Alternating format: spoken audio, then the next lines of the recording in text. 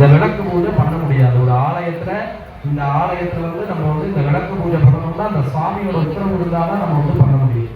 அது மாதிரி பெரிய பாக்கியம். இந்த மாதிரி ஒரு பூஜை நம்ம வீட்டில் எப்பயுமே பண்ணணும். எப்போ பண்ணலாம் அப்படின்னா செவ்வாய் வெளியானா ஏதாவது வாரத்துல ஒரு வாரம் இது மாதிரி பெரிய விளக்கு இல்லாம ஒரு காமாட்சி விளக்கை வச்சு அதுல இது மாதிரி ஒரு விளக்க ஒரு வெத்தலையை வச்சு குங்குமத்தை சொல்லி 108 போற்றிகள்னு இருக்கும். திருவிளக்கு 108 போற்றிகள்னு போட்டா வரும்.